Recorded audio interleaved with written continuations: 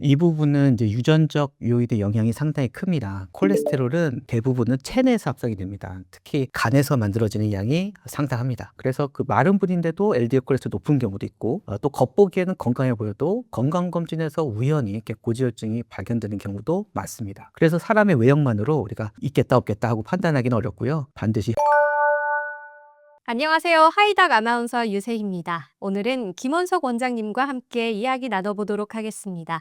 원장님 안녕하세요. 안녕하세요. 시청자분들께도 자기소개 부탁드립니다. 예, 안녕하세요. 내과 전문의 김원석입니다. 네, 고지혈증을 단순히 콜레스테롤이 높은 상태로 알고 계신 분들이 참 많은데요. 실제로는 이게 어떤 질환인지, 그리고 이상 지지혈증과의 차이도 간단히 설명해 주실 수 있을까요? 네, 그 고지혈증은 흔히 콜레스테롤 수치가 높다는 의미를 넘어서 혈액 내 지질대사가 균형을 잃은 상태를 의미합니다. 그래서 현재는 보다 정확한 용어는 이상지질혈증이라는 용어를 사용하고 있습니다.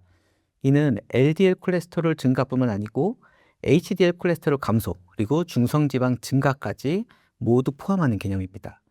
특히 간은 콜레스테롤을 생성하고 조절하는 핵심 기관이기 때문에 이상지질 혈증은 단순히 이런 수치 문제가 아니라 전신대사, 특히 간대사와도 밀접하게 연결된 복합 질환으로 봐야 합니다. 그럼 검사 결과에 LDL, HDL, 중성지방 같은 다양한 항목이 나오는데 이 중에서 실제로 위험도를 판단할 때 가장 중요하게 보는 기준이 무엇인가요? 임상적으로 가장 중요하게 보는 지표는 LDL 콜레스테롤입니다. 이걸 흔히들 나쁜 콜레스테롤이라고도 하는데, 혈관벽에 침착돼서 동맥경화를 유발하는 콜레스테롤이 바로 그 LDL 콜레스테롤이기 때문입니다. 그래서 진료실에서도 보통은 LDL 콜레스테롤 수치를 기준으로 해서 약을 복용해야 되는지 여부를 결정을 합니다. 다만 최근에는 중성지방 그리고 HDL 콜레스테롤도 함께 고려를 해야 되는 추세로 가고 있습니다. 특히 중성지방이 높은 경우에는 아까 말씀드렸던 것처럼 간의 지방 대사 이상, 즉 지방간이라고 하는데, 지방간과 연관되는 경우가 많기 때문에 단순히 LDL 콜레스테롤 하나만 보는 것이 아니고 전체적인 이런 대사 상태를 함께 평가하는 것이 중요합니다. 네, 이런 또 같은 식습관을 유지해도 또 어떤 사람은 수치가 높고 어떤 사람은 정상인데 이런 차이가 생기는 이유는 유전이나 체질과 관련이 좀 큰 건가요?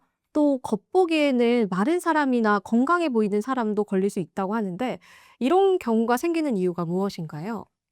이 부분은 이제 유전적 요인의 영향이 상당히 큽니다. 그 콜레스테롤은 식사로만 들어오는 게 아니고요. 오히려 대부분은 체내에서 합성이 됩니다. 특히 간에서 만들어지는 양이 상당합니다. 그런데 간에서 콜레스테롤을 만드는 방식이나 그 분해 능력이 유전적으로 사람마다 다 다르거든요.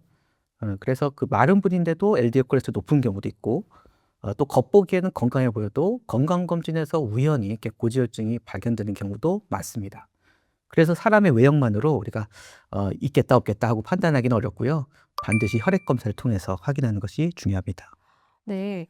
그리고 최근 2030 세대에서도 고지혈증이 늘고 있는데 이런 변화가 단순히 음식 때문인지 아니면 생활 전반의 변화 때문인지도 좀 궁금합니다. 맞습니다. 그 단순히 음식 문제라기보다는 생활 전반의 변화가 복합적으로 작용한 결과입니다. 활동량 감소, 또 장시간 앉아 있는 생활 패턴, 수면 부족, 스트레스 증가 등이 모두 영향을 미칠 수 있는 요소입니다. 여기에 이제 최근 젊은 분들이 뭐 당분이 많은 음료, 그 정제된 탄수화물 이런 것들 좀 많이 드시거든요. 이런 탄수화물이 간에서 중성지방으로 이렇게 합성이 되는데, 이러한 식습관도 중요한 원인이 될 수가 있습니다. 그럼 증상이 거의 없기 때문에 치료를 미루는 경우가 또 많은데요. 실제로 증상 없이도 병이 진행되는 이유는 무엇인가요? 이상지질 혈증은 이 혈관 내부에서 서서히 이렇게 진행되는 질환이기 때문에 초기에는 이렇게 본인이 느끼는 증상이 거의 없습니다.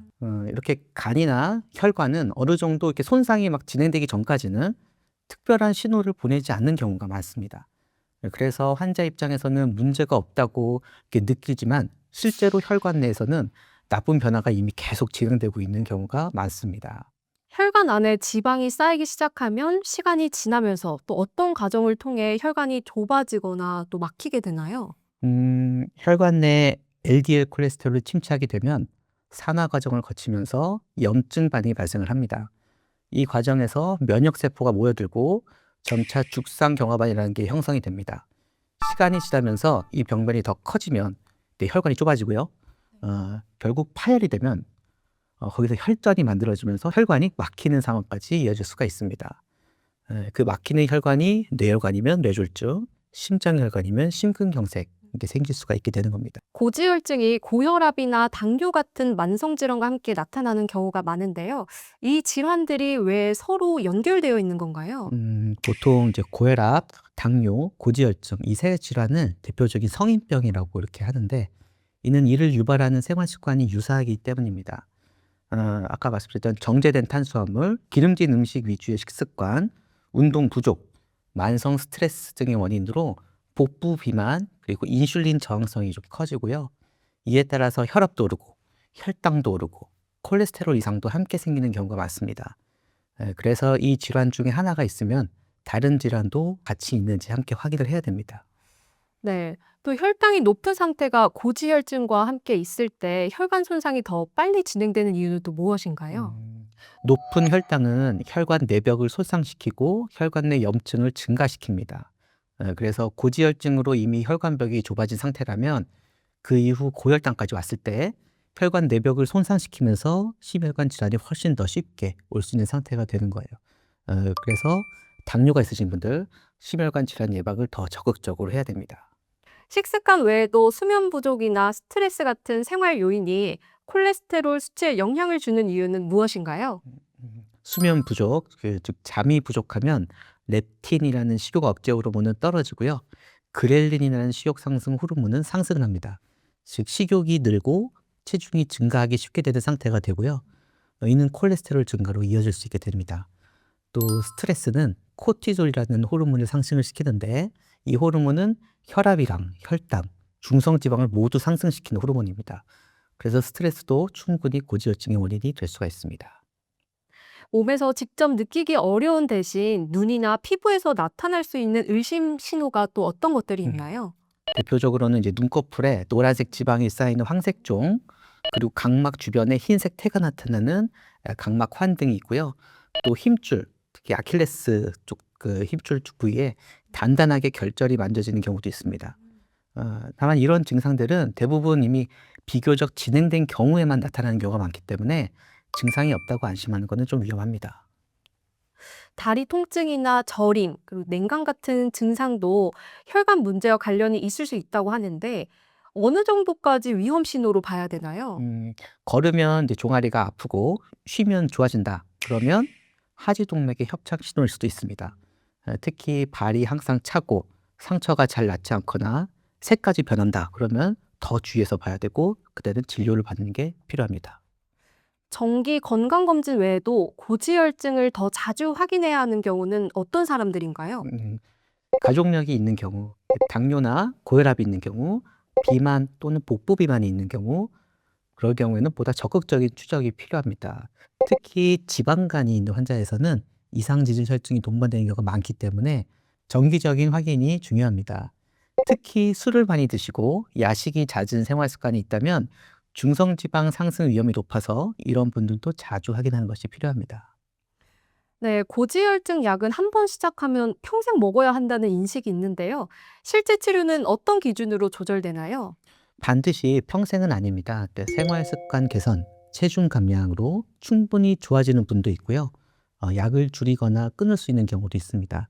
제가 진료하던 분들 중에서도 고지혈증 약 드시다가 식이 조절, 운동, 생활 습관 개선을 하면서 약 중단에 성공하신 분들도 분명히 있고 저도 종종 뵀어요. 그런데 그게 쉽지가 않습니다. 보통은 이 생활 습관 개선이 쉬운 일이 아니라서 약을 중단하면 다시 수치가 올라가고 그래서 또 약을 드시고 그런 경우가 많습니다. 그래서 평생 먹어야 된다는 이야기를 이렇게 듣는 것 같습니다. 하지만 관리를 잘한다면 분명히 끊을 수는 있습니다. 중요한 것은 단순히 평생 복용해야 된다 이런 여부가 중요한 게 아니고요. 환자 개개인의 심혈관 유연도와 목표 수치를 설정을 하고서 약물 복용은 개별적으로 환자마다 조절돼야 된다는 것이 중요합니다. 네, 기름진 음식뿐만 아니라 탄수화물도 중성지방에 영향을 준다고 하는데 특히 더 주의해야 하는 식습관 유형이 따로 있을까요? 네, 특히 중성지방은 탄수화물 영향을 좀 많이 받습니다. 그중 특히 정제된 탄수화물을 좀 주의해야 됩니다. 정제된 탄수화물은 우리가 흔히 흰 탄수화물이라고 얘기하는데 흰 밥이라든지 흰 밀가루로 만든 흰 빵, 또 면, 과자 이런 것들이 대표적인 겁니다. 기름진 음식은 줄였는데 이런 탄수화물을 좀 과하게 먹는다면 오히려 중성지방수치가 더 올라가고 그래서 고지혈증이 생길 수도 있게 되는 겁니다. 증상이 없다는 이유로 관리를 미루는 분들에게 혈관 건강과 만성질환 예방 관련해서 꼭 전하고 싶은 가장 중요한 메시지는 무엇인가요? 고지혈증은 이제 증상이 있어서 병원에 가는 그런 질환이 아닙니다. 우리 몸에서 조용히 이렇게 진행되는 질환이기 때문에 증상이 없다고 괜찮겠지 하면 안 됩니다. 특히 증상이 이미 생겼을 때에는 혈관 손상이 이미 다 진행된 경우가 많아서 나중에 후회하는 경우가 많습니다. 이상재질 혈증은 혈액 검사 한 번으로 확인해 볼 수 있는 간단한 질환이에요. 일단 건강검진 및 피검사를 권유드리고 이 질환을 예방하기 위한 생활습관 관리에 대해서도 잘 알고 실천하시는 것도 중요합니다. 이를 통해서 지금 시청하고 계시는 시청자분들은 뇌졸중, 심근경색을 잘 예방할 수 있었으면 좋겠습니다. 네, 원장님께서 조언해 주신 말씀 여러분 꼭 기억해 주셨으면 좋겠습니다. 원장님 오늘 좋은 말씀 너무 감사드립니다. 네. 저희는 다음 시간에도 건강하고 유익한 이야기로 돌아오겠습니다. 감사합니다.